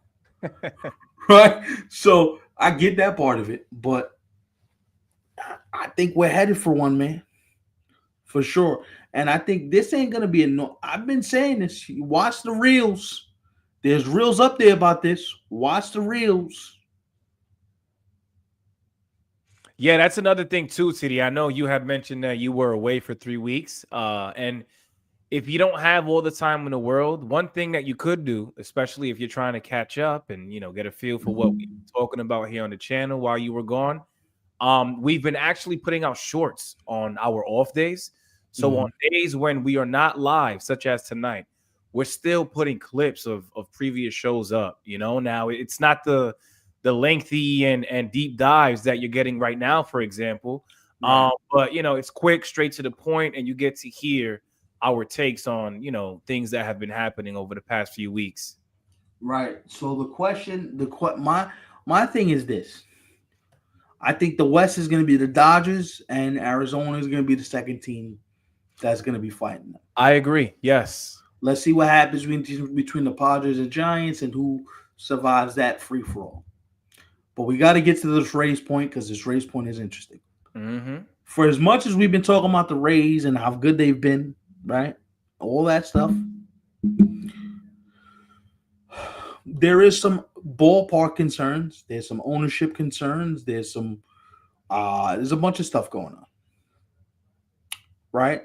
So it comes out last Sunday, according to what's his name, Mark Tompkin of the Tampa Bay Times, wrote an article how there's a few Tampa businessmen that are in the city of Tampa that are looking to buy the Rays from owner Stu Sternberg because stadium and finances and things like that. Why is this important? Well, Stu Sternberg is trying to get a ballpark in the Tampa St. Pete area, Yarba City to be in fact, and he has not been successful. They just scrapped a $1.3 billion plan to get a ballpark built. I thought we were headed to that, man. I honestly thought, and that's another reason why like it's good to know about these things for sure, especially if you're a baseball fan in the way that we are, and the way like TD and some of you guys who are watching here tonight are. But damn, we went from seeing that and envisioning what could be the Tampa Bay Rays moving forward to now them settling and still being exactly who they are, the Tampa Bay Rays. Well, I think there's two things that need to be brought out here. One is that they did suffer a hurricane. Hurricane Milton kind of derailed all of that, because if you talk to people that have been in the proceedings, they thought they were close to getting something done as well. But the hurricane kind of derailed all of that. The other thing that kind of put a monkey wrench in their plans is that the roof of of Tropicana Field was blown off. That's a $700 million renovation right there. Now, the lease for Tropicana Field doesn't expire to the year 2029, right? So they still have options whether they want to play there or not. This is where the ownership part becomes interesting. Stu Sternberg wanted taxpayers to pay $400 million to help the stadium get approved in the St. Pete area. Now, a lot of people that live in that area either retired or transplants from other cities, so they didn't feel the need to have to pay those extravagant tax prices. Mm-hmm. They're like, we're not doing that, right? So what basically baseball has come out and said is, well, if you don't want to pay these prices, TD, I'm going to get to your comment in a second. If you don't want to pay these prices, then you know what? You have to sell the franchise. Rob Manfred said that a couple of his owners and a couple of his constituents that he works for have been pushing Stu Sternberg to consider selling the Rays to put it on the market so the people that are from the area that can afford to do this can save the franchise. Because he doesn't want baseball in St. Pete, right? It's not just the St. Pete area. He's talking about Tampa Bay. Joe Maley, the guy that was in talks to buy them, he's a Tampa Bay businessman. He's from the area, right? So like, they want to keep this team in Tampa. Mm-hmm. Like, this is the thing. I get the point of being St. Pete and the Trop. It's not the most optimal thing. We get all that. The reason why I think we're closer to an ending with this than we are a beginning is different when the fans are selling you sell the team. But when your owners and the commissioner of your very sport is sitting there with the side eye going, yo, bro, sell this team. Not only because it's less stress on you, but for the betterment of the product overall, selling this team is the only thing that makes sense. Because whoever we move on with has to be able to finance some of this. You can't ask taxpayers to foot the majority of this bill when stadiums are expensive. Right. And if I remember correctly, I think it's a $1.2 billion stadium renovation. I think that's what we're looking at, right? And even repairing the Trop doesn't make sense, because the Trop to repair that's an additional $700 billion. And you're asking lawmakers and taxpayers to pay portions of that? Why? For that, leave the Trop where it is. Ask the Yankees for a renewed lease on Steinbrenner Field and try to get the ballpark built. Wait a minute. You just said something that I want to ask you about. So to fix the roof at the Trop, they're using taxpayers' dollars. They're asking asking taxpayers to contribute to some of the $700 million it would take. You know the reason why I bring that up, Stefan? Nothing regarding what you said, by the way. I thank you for mentioning that.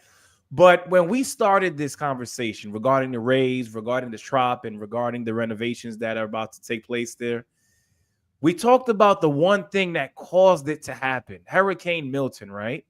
Are we seriously going to ask other people who also suffered? There were two hurricanes. There was that one, and then there was Helene. They had two back to back. Again, that even proves my point even more. You're asking the same people who suffered, if not maybe more than you did, to use some of their money to pay up to help you rebuild this damn thing. And that's a joke, that's bro. Another point. So TD says They had a fight they had a legal fight with the insurance company. Yes, but to offset some of those costs, they're asking some state officials and government officials to foot the bill to be able to.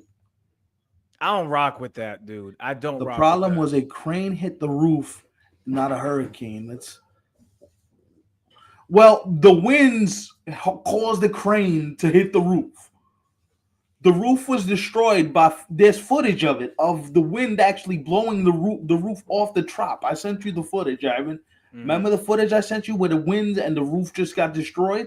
So Yeah. whether a crane hit it or not, that crane, whatever crane hit the roof, was caused by winds. Yeah, the weather. Right. So listen, irregardless, Stu Sternberg is going to have to sell this team. Yes, That's most please. likely what it looks like, because That just pissed me off, by the way. Like I, to ask for other people. And I know you've got to get the approval and this is going to take some time, but just for that to even be a thought. Like these are people who make far less money than you. Far less money than the players who play for your team. Right. And you're going to ask for them to help. It's I'm sorry for repeating that, but no, it's crazy. Sounds nuts. Like that. Yeah. And the thing is, it's like, so not only you're fighting with lawmakers and now you're having legal trouble. Baseball's gonna want this to resolve itself sooner rather than later. Listen, for all the good that Rob Manfred has done in the game, this is a stain on his legacy. You have two major league ballparks playing in minor league stadiums. Like, you have to. Haven't we learned by now that, listen, whether they stay in Tampa or not, just why baseball and Tampa, it just doesn't belong in the same sentence. Like the attendance numbers show it. When the Rays are really freaking good, which we've seen over the past few years, still doesn't translate well. Like, why are we still trying? I mean, listen, I get it, which is why we're having this conversation. But when you really take a step back and listen, if you have questions, which is where I'm coming from, right? Just why? Why keep them in Tampa? Because it's not like people are looking to watch the Rays anyway. Here's my thing, Stefan, right? Let me say this, and then you can go. It's not like A's fans, right? Another fan base that didn't necessarily show up for the team, but there's a lot of people. But there's reasons for that, though. There's big time Oakland Athletics. There's reasons for that. Or they were, because they're no longer known as the Oakland A's. But who here is really sitting here and saying, please don't get rid of the Rays, my Rays that I've loved for X amount of years, don't get rid of them? I'm not really hearing that as much as you would for another team. Rays has been saying this shit for a hot minute. Rays has been saying this shit. Rick, shout out to Rick, man. Rick has been saying this very thing for a hot second now. Maybe Orlando would work. Maybe it'll be better off. So, but here's the thing. Then if Orlando's a possibility, why are you letting them go forward with a plan for an expansion team? Why are we letting that happen then? If Orlando is going to work, why are they going ahead with an expansion team that Barry Larkin is a part of? Barry Larkin's trying to get an expansion team or part of a group to get an expansion team to go to move to Orlando. If Orlando is a viable option, why do you not just take the Rays and say, listen, let's make the Rays the next franchise in Orlando. We'll keep their records. We'll keep everything the same, but let's put a ballpark in Orlando. The Orlando Rays. How does that hit? How does that sound? It's better than Tampa Bay Rays when nobody going to your games. Yeah, exactly.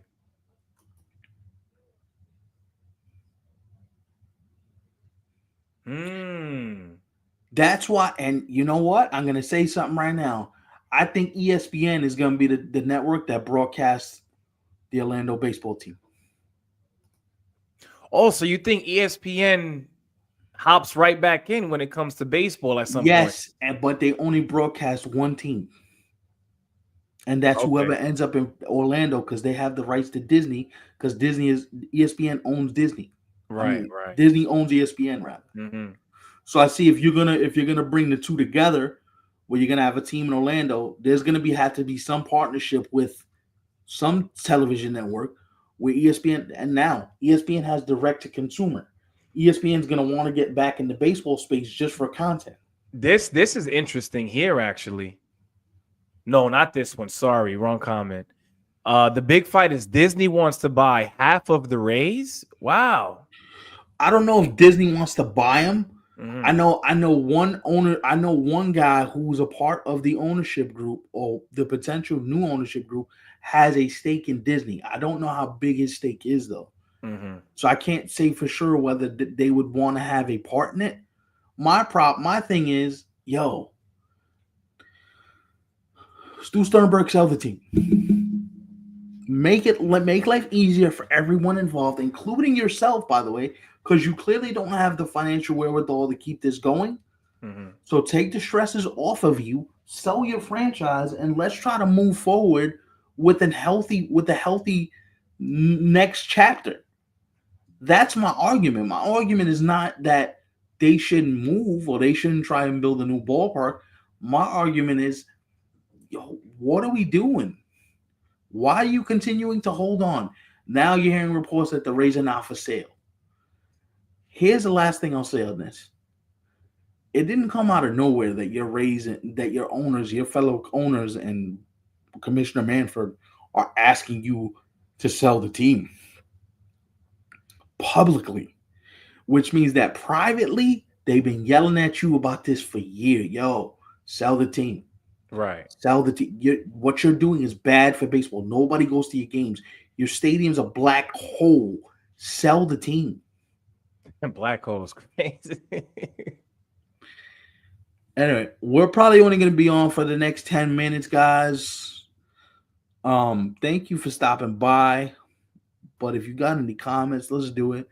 The mayor of Orlando and the governor, believe it or not, want Disney to buy it to get, since it's easy to get the infrastructure, since Disney agreements. Mm. I could see that. Actually, look at it. Yeah, I was about to say, bro, hit the Google for me because I hadn't heard anything about that, and I'd love to be wrong about this. I'm fine with being wrong about this. I don't know enough about this to comment, right? If I remember correctly, doesn't Atlanta train in Kissimmee where the ESPN Disney complexes are? If I'm not mistaken, I think Atlanta trains in now in Kissimmee. I believe. I could be wrong though. I believe that's where the Braves train currently, and the Rays are in Port Charlotte. You know what's crazy? The Rays are not even in Tampa. The Rays are in Port Charlotte. You don't even train in Tampa. Right, right. The Yankees train in Tampa, and the Yankees. Mhm.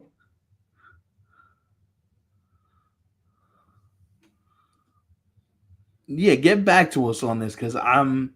This whole race situation is a mess, by the way. Oh, no doubt, no doubt, Yeah. no doubt, and it's only gonna get uglier because the more that this continues to stay still like this, you're gonna have people asking more questions than you're gonna have answers to. Mhm. This is gonna get ugly, man. It's gonna get ugly quick too, because when you got your fellow owners telling you to sell the team, to sell whatever parts of the team is there, that's not good. That's not coming from just a place of, oh yo, we think you're a bad owner. Like you physically can't afford to get this to the next step. Because they had drawings, they had renderings, they had all that done. And now you're just gonna scrap it completely? Mhm. And if you're a Rays fan, why even go to games? Well, it's Why? not like they do anyway. No, but I'm saying, like, why even watch them? Right. Well, you made a great point tonight. We have to watch them, Stefan, because like you said, they're gonna surprise a lot of people. And I don't know if anybody else felt like me. And I still feel like this now, and I'm going to continue to feel this way moving forward. But yeah, like yo, the Rays are gonna be something to watch aside from stadium plans and whether they're still gonna remain in Tampa moving forward or not. Like, I just want to watch the Rays just for baseball purposes. That's it. Nah, Rays are gonna be good, man. Rays are gonna be good. I like that team. Um, they're gonna be one of the most underappreciated teams in the American League. I'm gonna tell you Wow, that. TD, is this $5 tickets for the regular season? I could see that, but I hope tickets weren't $5 for the playoffs. That during the No, playoffs, the stadium is half full. yo, here's the crazy thing, yo. I'm gonna be. That's why they tarped off the upper deck. You don't remember when they tarped off the upper deck Yeah, and they cut the capacity to 28,000? that's embarrassing. Yo, you know what's crazy? They don't even. They wow. Oh, that is crazy. Yo, first of all, hold on. TD, you just said something that I did not know about. So you're telling me that forget being a Tampa Bay Rays fan, Yeah, I didn't know this either. This is it. you This is had news the to me. opportunity as a Floridian to That's go to a fucking playoff baseball game for for $5. $5. Forget the Rays. We're talking about playoff atmosphere baseball for That is $5. insane. Shit, if I You didn't can't know even that, get anything for $5 at Yankee Stadium, bro. Let alone a ticket. you can use the bathroom for $5, but that's about it. Wow, bro. Yeah. PD, thank you for sharing that, but that's insane. That's insanity, bro. Wow, that's insane. That shit is crazy. For If a that's second, I thought he was talking regular season because I could see that, not because when teams are bad or when teams don't really have, the what fan base was showing up to the games, White I Sox could see you trying to do whatever just to kind of get them the back into the ballpark. I think the White Sox are doing something like that this season where they're gonna give away like a package where if you go to like Yeah, I read it. 10 game 10 games, you get like 7 games free or some shit. They're doing some crazy promotion Yeah. where they're giving away You know, free you tickets. know what teams have to start doing, and I'm speaking from the standpoint of a fan, not just of your team, right? But just baseball itself. Like if you're gonna start doing these bundles, these packages, as you mentioned, Stefan, like Mm-hmm. let's consider the families, right? Like, listen, if you want pops to show up with the wife, with the kids, however Kids. many kids you have, Mm-hmm. listen, throw a few games in as a bundle, right? Get food involved as well, get parking involved, like get real creative with this. Like don't just say, "Oh, for a package of 10 games, you Mm. simply just have to pay this price." Nah, man, like throw some deals in there. Throw some So food what I deals, would do some is parking deals. listen, for like $100, you go to 10 games, you get a free food beverage voucher, you get your park, you get you pay like $20 for parking, Right. and that's all that's the deal. I mean, if you got to make it affordable at some point too, That's my whole point. Yeah, which is man. why you saw what they did today. They picked up Yandy Diaz's $12 million option for 2026. Mhm.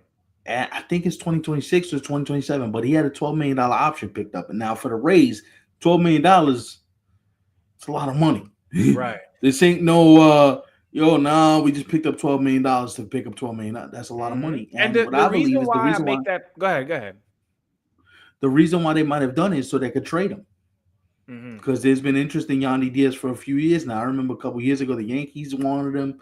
The Astros talked about it last year. The Astros might actually circle back this year, depending on how bad the injury is with Christian Walker. So, yeah. So, well, just to add on a little more to my point about teams coming up with these deals for families, or just to be able to have more people show up to the ballpark, and I'm not saying this for myself, but I hear other people talk about why they don't go to as many games, right? And Mm-hmm. even if they don't go to as many games, what it does cost for them to go to, let's say, 1 or 2 games. Yeah, it's People expensive. are talking about the prices of tickets, Mm-hmm. but especially more than anything else, the prices of food and parking is ridiculous. Mm-hmm. Like it's Yes, just insane what some of these it's things cost. Like we're not it's even talking expensive. about alcohol. I'm just talking about getting your regular hot dog, your regular, soda, your Yeah, regular bottle of water. yeah. Like auto, if you're You somebody who likes Cracker Jacks, All Yep. of these things cost a So lot of money at a think ballpark. about it. Think about it, bro. We went to how many playoff games me and you went to last year? 2. Well, you went to more, but I went with you to 2. Well, I went to three. I only went to one more. Right, right. So, yo, all in all, between the both of us, we might have spent close to $1,300-$1,400, Mm-hmm. and that's just for the tickets, food. You had the park because you drove, Mm-hmm. right? And the Um, parking there, I believe at it was Yankee Stadium is it was like like $45. thing is $40. Yeah, Yeah, that's crazy. By the way, parking, bro. That's food, robbery. parking, Yo. parking, Yeah, you know food. what's crazy? What happened to the days of parking being like $20 to $30, bro?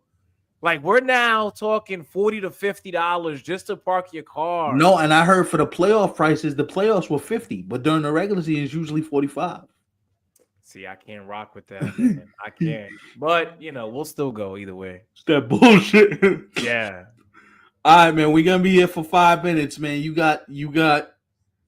Mm-hmm. You got any last minute comments you want to get into before we wrap this thing, man? This was fun tonight. I had a blast. Yeah. So one last friendly reminder, of course, make sure you guys follow us on Instagram. Join the TikTok family. The TikTok is jumping, guys. And Twitter, all 3 of those. You can follow us at 27 Outs 3C. Shout out to everyone who is watching right now. For those of you who are watching after the fact, those of you who came by, watched for a few minutes and already left. If you haven't already done so, make sure you hit that thumbs up button. It does go a long way.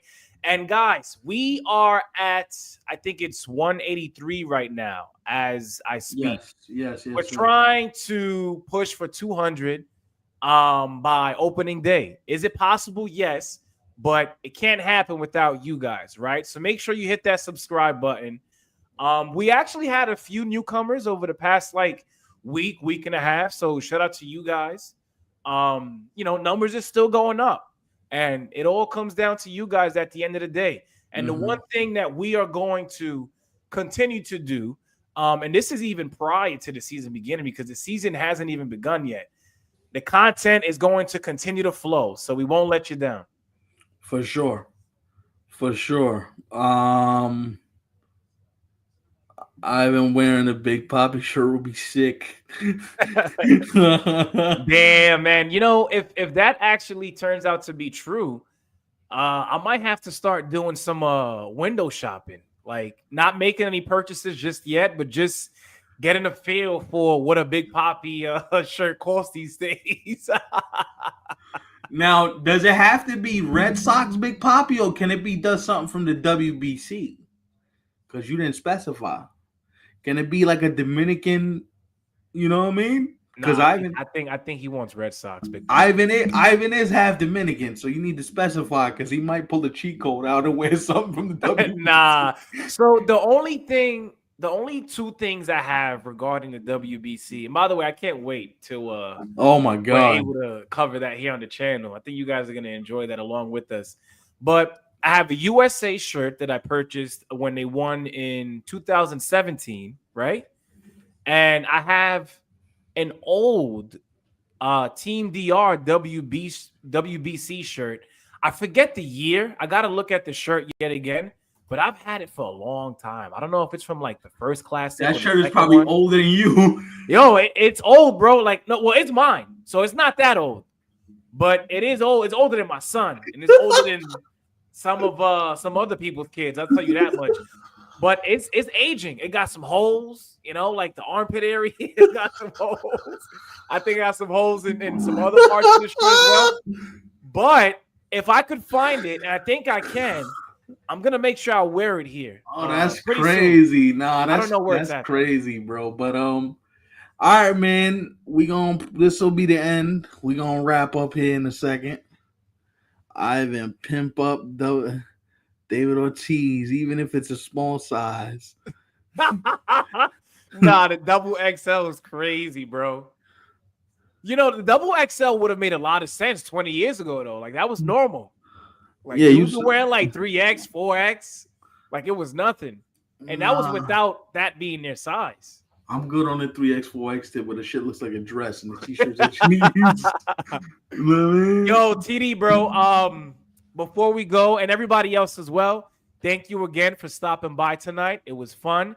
We're gonna be back in just a few days. But TD, I'm glad you're back. I know it Yeah, wasn't an man. actual vacation. I know you said it was for work purposes, but shout out to you for enjoying yourself out there in the ways that you did. But nice to have you back in the chat, bro. You know. For sure, man. For sure. Make sure to listen. We're not sure, guys, if it's gonna be Sunday. We're not sure if it's gonna be what day it's gonna be yet, but we'll be back soon. Keep an eye on the TikTok, all the social channels, YouTube. Do me a favor, TD. Before when we leave here, don't log off quite yet. Stay on a few seconds after the show because we want to ask you something. All right. So don't leave quite yet. But to everybody else, this was fun. We ain't got to go home, but we got to get the hell up out of here. So peace.